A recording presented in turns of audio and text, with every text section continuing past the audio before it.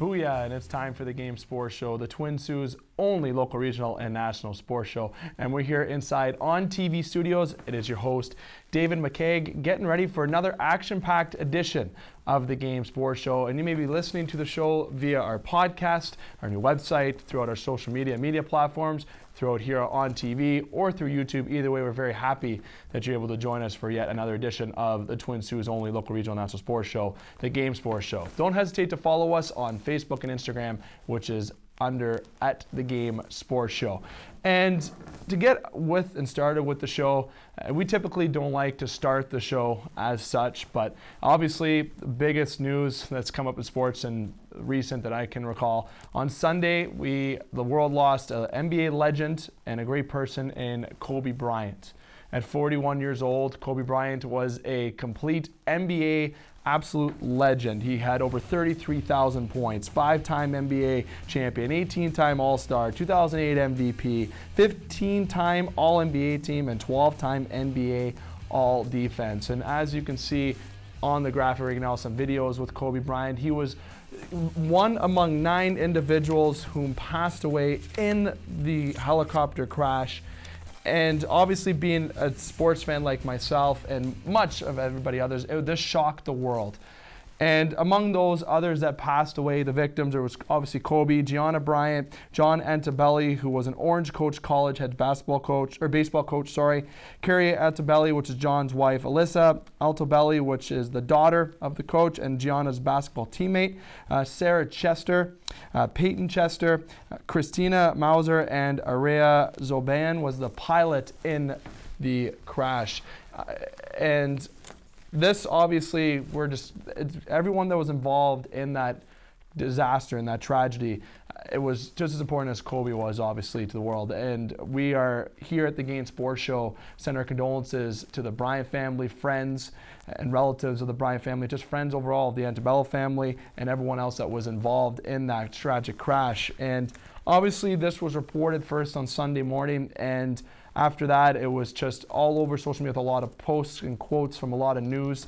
And it seemed really fake and surreal. I could not believe it. And to jump into with Kobe Bryant, his effect on the world, and from a basketball perspective and a sports perspective, he is a legend. And there's a true leader on and off the court. And I'll never stop saying Kobe when I shoot something into the trash or whenever I'm playing basketball with my friends, family, or any kind of game, even playing in a video game nonetheless.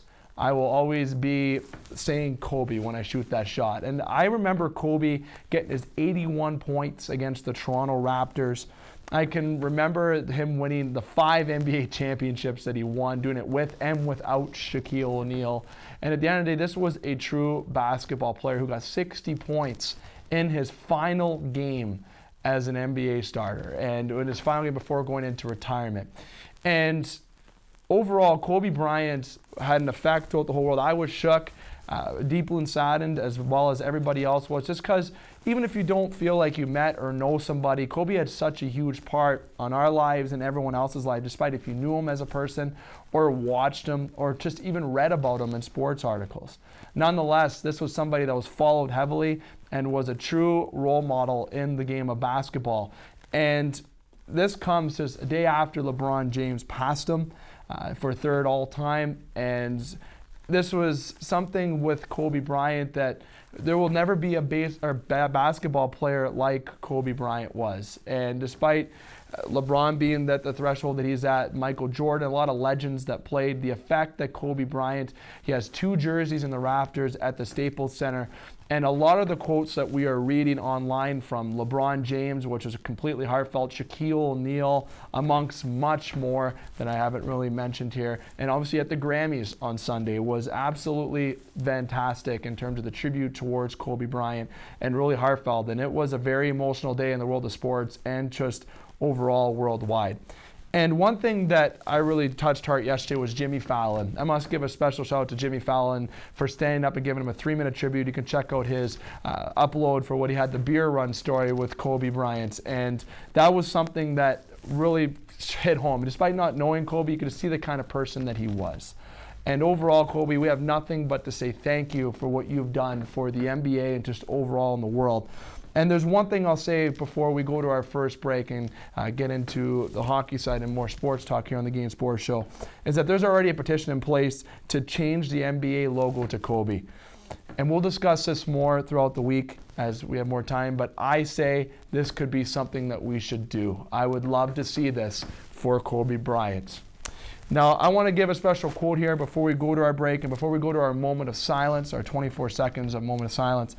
The most important thing is to try and inspire people so that they can be great in whatever they want to do. Kobe Bryant said that heroes come and go, but legends never die. And that's what I see with Kobe Bryant. Now let's have a moment of silence before we go to our break.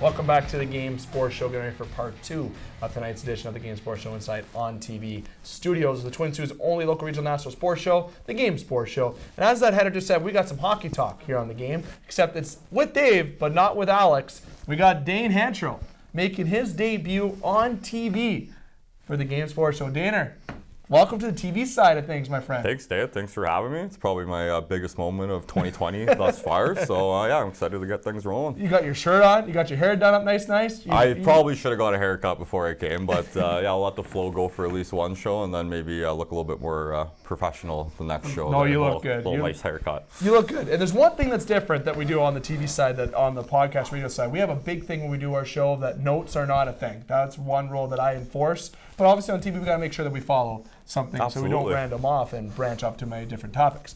But obviously we started the show obviously with the depressing kind of start, obviously. So try to get the listeners and the viewers and everyone back engaged here. We got a lot of hockey talk here, okay? We're going to talk about the All-Star game. We're even going to give a brief mention about the AHL All-Star game.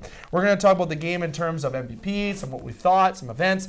And then we got our trade target board. We don't want to call it the trade bay board or anything of such because those names are taken. The deadline target board. It'll be the Game Sports Show's deadline target board that Day and I and everyone here on the Game Sports Show came together with. Canadian team deadline target boards, as well as teams that are selling, in particular Canadian teams that they can last for the rest of the regular season, the playoffs. Lots and lots to get to. Be a couple segments of this. So Dane, to get it all started, let's start with the AHL. The Perfect. AHL with Martin Franck. 109.2. Yeah. Wild. Was there enhancements in that stick? There's no way that guy can shoot harder than Shea Weber or Zdeno Chara. I mean, I think, you're looking at players these days, they're obviously, bigger, stronger, faster with, all the development and the money that goes towards, training kids and just everything that goes with being an NHLer these days. So, yeah, I mean, but what's the record going to be in 10 years from now, Are we going to be getting in the 120s maybe, down the road? So, yeah, I mean, 109 to beat Zdeno Chara with all the leverage that he has being, 6'9" or whatever that he is. Very impressive. Martin Franck, actually, he's been a perennial 20-goal scorer in the AHL. He has 3 goals in 4 games for LA this year. So maybe, kind of like a low-level target maybe at the deadline for a team that might need a guy on the wing on the power play to put a couple pucks in that. Guy can obviously shoot the pucks. So, very impressive anyways. Yeah, but you know what I see, look at last year with Anthony Greco, which is funny for us to say, especially as we have a friend of ours named Anthony Greco. Guy who plays hockey in the American Hockey League passed Connor McDavid last year. Obviously, we had Matt Barzal pass McDavid this year in terms of his speed. But you've seen a lot of these in the AHL games. You got the hardest shotgun beat there now, the fastest skater, a lot of things like that. And you got the women's that were involved in the NHL All-Star game, which is great to see. But the AHL has definitely gotten a lot of people's attention with their skills comp because those guys are wiring pucks, obviously, and being absolute snipers. But going into the NHL All-Star game, the Pacific And you're an Edmonton Oilers fan. Anyone who follows the show on the podcast, broadcast, live radio side knows that Dane is a Edmonton Oilers fan, and yours truly is a Toronto Maple Leaf fan. So we'll make sure that we try to stay out of it so it doesn't get too heated up here nonetheless. But Connor McDavid in the Pacific Division, actually I should say the Draisaitl-Tkachuk connection in the Pacific Division against Mitch Marner and the Anderson and the Atlantic win the finals. That was actually a very exciting 3 games. Like, goalies were trying in that. Yeah. Defensively, people were back checking. It was very high intensity, actually. Yeah, I think a common complaint with obviously the All-Star game is, it doesn't really mean a whole lot to, the standings where it's comparable to baseball. Obviously, with league wins, obviously gets the home field advantage in the World Series. So I think there was probably pressure from the league and on the players, maybe go out there and play a little bit, a little right? extra. And it's unfortunate that guys like, Alexander Ovechkin don't want to go. I mean, whatever what you think about that, I think the guys maybe earned not being able to go there. But yeah, I think there's a lot of exciting things about the All-Star game this year. I think, adding the women's event to the All-Star game is really good for women's hockey. I think the stage and the platform that the NHL can provide for them can really help them out with, starting to get a little bit more fans and stuff. And if you watch them play, they were awesome. Like the speed, I think, comparable to 20 years ago, the girls' hockey has got a lot closer to the men's as far as skill and speed especially. And my God, those girls can skate and they can pass the puck. And I honestly, I think 3-on-3 really shows off their skills too. So it does, and it was an intense game, that female. Yeah, game. 2-1. Oh, you knew Canada versus US. Oh, they were going. Doesn't matter what the stage is. Those girls want to win that game. So yeah, that was I think obvious. My favorite addition to the All-Star game was the women's getting to play in it. Obviously, Lila Anderson, you have it even written down. Got to interview the Blues players and call them out, right? And that obviously she was a big part. She's a big Blues fan. Obviously, they give her a lot of credit for the part of their big Stanley Cup win. Obviously, just being that super fan and that everything for them, which is such a touching story with her and with her calling out the Blues like Perron. Calling out O'Reilly, Bennington, calling out the guys. Yeah, and Pietrangelo. Honestly, I think it's almost her calling, just the excitement and the energy that she brought to calling them out. And I mean, the Blues have been under the spotlight NHL-wise for, the last year with their huge comeback coming from last place until winning the Stanley Cup, and then obviously Layla being really a big part of the hockey team, and now hosting the All-Star game. So it's been a lot of St. Louis Blues right now, and I think another touching moment obviously. Yeah.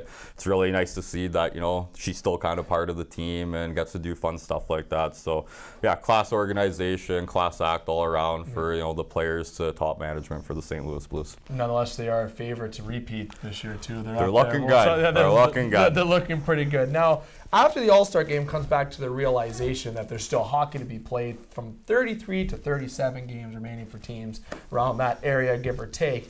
And yesterday, Monday, was when games started kicking back in. And obviously, just a little special shout out here to Leafs here. Rasmus Sandin got his first career NHL goal yesterday.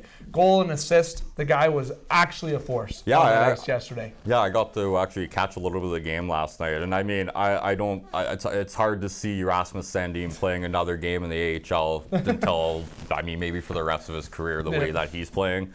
I just think that he's brought a lot to the Leafs defensively, and obviously they've been really hurt with Muzzin and Riley going down, and he's fit in effortlessly. So I'm happy to see him score. I'm obviously not the biggest Leafs fan, but any former Greyhound having success in the NHL is always a good thing to see. And Anderson, that was one thing that was worried that I got to say. He stood on his head yesterday, and he did the same in the All-Star game. He robbed your number one, Connor McDavid, and supporting the CN Tower pads. And obviously he's a huge part in Toronto's success down the stretch. That's the most obvious thing that I can say on the show here today. And they played really well yesterday. And I'm usually one to point out that there was less minutes on CC and Marinson wasn't in the lineup. Which, when he had Sandin started piling up the minutes, and Muzzin looked good in his return. Yeah. And we're going to get into our trade bait board. Obviously, the Leafs are 2 points behind a playoff spot. There's a lot of teams that are out on both sides of the conferences, and there's teams that are in. It's very tight this year, obviously. And for teams to get improved, they got to target those areas. The Leafs, for instance, have a backup goalie need. Yes, I should just say yes, they need that. And defense. The biggest priority for them to be successful in the playoffs is defense. And obviously, we have our trade bait board, our deadline target board that I'd like to call it. And there it is on the graphic right there. We're going to get into this a little bit, then we're going to go to break and come back to talk more. But names on this list: Chris Kreider, Matt Dumba, Shane Gottisbehere, Alec Martinez, Tyler Toffoli. You got one of the Chicago goalies, Crawford or Leonard. Will Jesse Puljujarvi get moved? And as I was speaking about Toronto, you know that they're looking at Matt Dumba. They're looking at Brendan Dillon. They're looking at trying to make these moves. You even got some Leafs that could even be on this trade bait board. Kasperi Kapanen, Kerfoot, or Andreas Janssen. Carolina's first-round pick has been tossed around. I even think that Edmonton has been rumored to even they would maybe throw a first-round pick out of there to get the right player, because you never know. It might be a trade that you can think of the 2020 or be the 2021 draft. Sorry, and a lot of moves and a lot of picks might be moved here, but this isn't the most flashy NHL trade deadline that we've seen. But there's still a lot of good players available. Yeah, absolutely. I think this year you're going to see a lot more hockey deals, as they say, rather than seeing draft picks and prospects going around. And the reason for that being is a lot of teams are up against the cap. And I mean, if you look at all the Canadian teams, unless you're, Montreal or Ottawa, I mean, Vancouver has like 30 grand left on the cap. Edmonton and Calgary have about $1 million. Toronto has to have about $0. Negative. So, million. Yeah. I mean, you're going to have to move cap out to get a player. So, like, as a hockey deal, I mean, a trade like, to say Adam Larson for maybe Janssen or Kapanen, straight up, they make about just as much the same as salary. I think the Larson's about four and a half, so it's about $1 million difference. Yeah. But I think you're going to see a lot more NHLers, moving for other NHL pieces because of teams being up against the cap. You got to move cap to bring in cap. So the team that had cap this year that already made a big splash was the Arizona Coyotes, bringing in Taylor Hall, obviously, who you know pretty well in Edmonton. And Arizona's looking like a really good. They've been having first round picks and high picks for the last decade plus. Ever since good old Jeremy Roenick hasn't been on the squad. A lot of the names that they had a good run with Mike Smith once in the playoffs. This is a team that's begging to have that hockey there back, and having Kessel there, Taylor Hall. They have a good little nucleus of players in Arizona. But there's teams that are on the outside that we know are going to be sellers that we're going to talk about a little bit. But names that we're talking about on this list in particular: Chris Kreider, Matt Dumba. Mike Green was one that I wanted to throw on there. The guy has under 10 points in 40 games this year. He's a veteran. Yeah. Okay, and there's a list again of names. And Mike Green's a right-hand shot defenseman, veteran guy, who has strong offensive presence that could be a threat on a team that I want to see, like maybe the Pittsburgh Penguins, another team that wants up to the cap. You got a lot of cap issues with a lot of teams. Like you said, hockey deals are certainly going to be evident. And Dane, you and I are going to get more into some potential deals with Canadian teams. You and I are going to take a break. Excellent. And when we come back, we'll talk more hockey here on the Game Sports Show.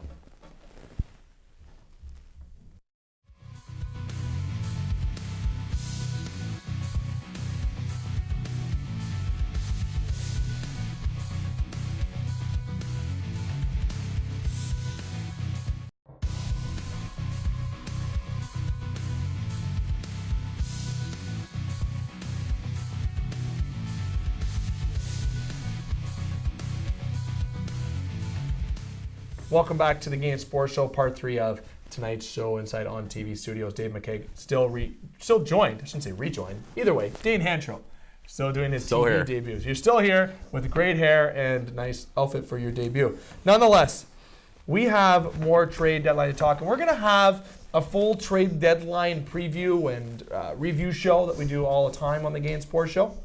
But right now, it's the perfect time to start talking about it, because it's really at the point where teams are deciding if they're sellers, buyers, if they want to make that run, especially if you're a team on the bubble right now, like Toronto on the outside looking in, if you need to make those improvements.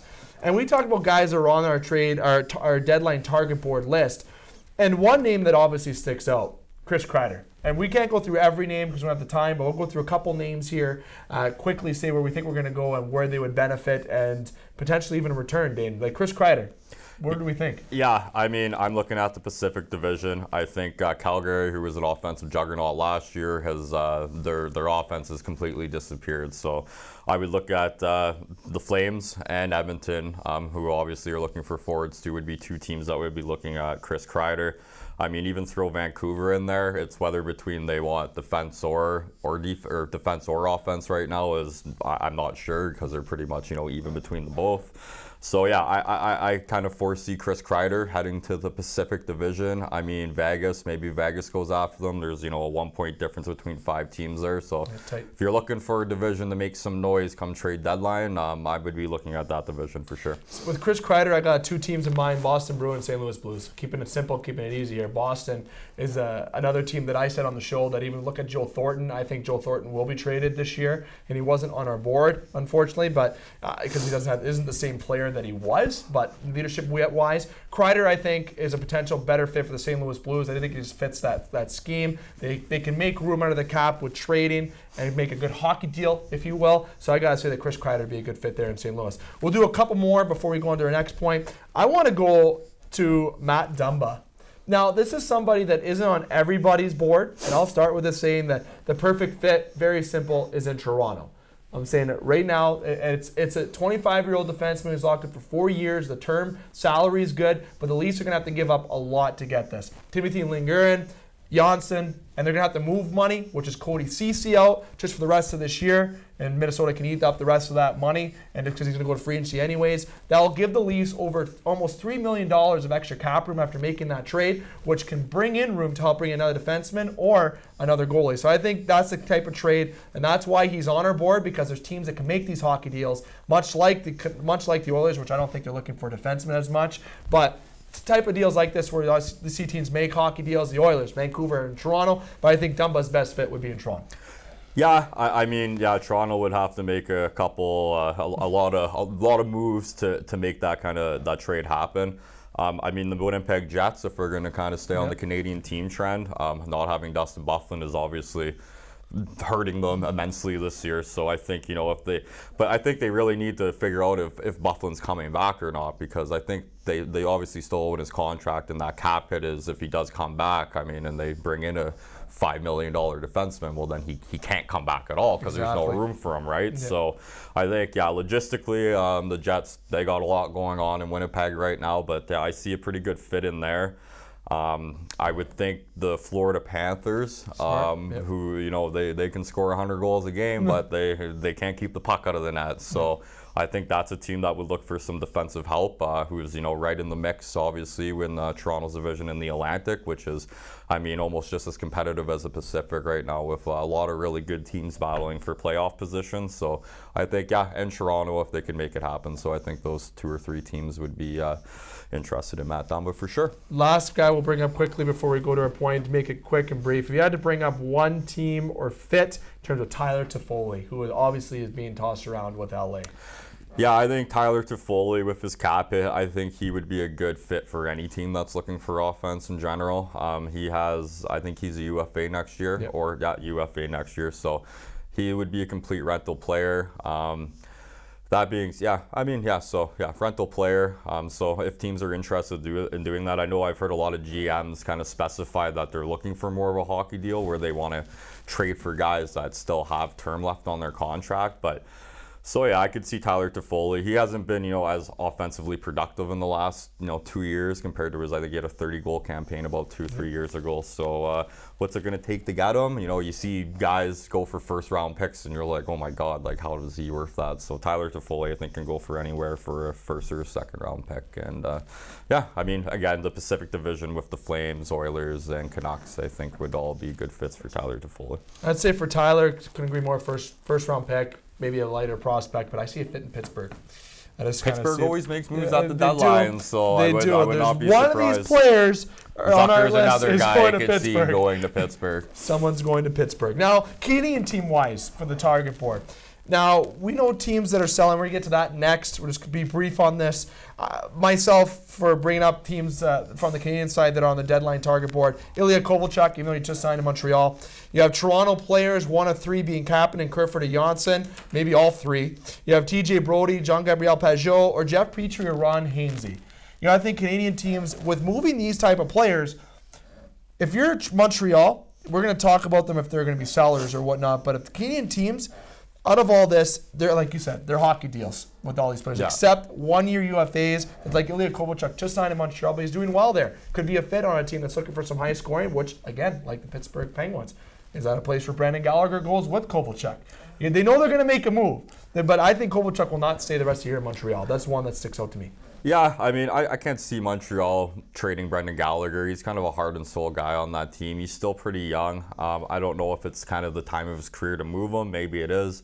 I'm not sure what Mark Bergevin thinks half the time. He does. He makes moves. He makes moves. He makes noise. So. Yeah. I don't see anything different at the trade deadline. I feel like, if you could trade anyone from Carey Price to Ilya Kovalchuk. Well, he says Weber and Price are untouchable, but I don't believe anyone's untouchable. Well, I think their contracts are untouchable. I think there's only so many teams that can bring in $10 million for a goalie, right? So I think Carey Price might even suffer from a little bit of the Luongo issue that he had in Vancouver, where he is getting a little bit of older, and obviously this year he hasn't been the same Carey Price. Can he bounce back next year? Yes, absolutely. He's one of the best goaltenders in the world and in the last 20 years. So, I think Montreal is going to make some noise, and we'll see what happens. Kovalchuk's a weird one. They just brought him in, so I mean, it would be kind of weird to see him get traded, but I think Montreal definitely has to look to the future. This is you got a good value. Why clearly not this year, and they got really good prospects. So, sell. So speaking of selling, what teams are selling? We have down Detroit, we have Ottawa, Nashville, New Jersey, and San Jose. Yes, Nashville made this list. Nashville fans, I watched last night as a Leaf fan, watched Toronto's offense and even defense all play everything with that team. It's like the last 8 minutes where Nashville really came on in that hockey game. But Nashville's at the point where they got to move some guys out. Smith, there's some guys you can move. Turris, Matt Duchene has just 10 goals. Yeah. You got guys who are not scoring goals, guys that are not performing. You can't move Duchene. You're not going to move those contracts, but you can move out some little bit of cap. You got Ryan Ellis,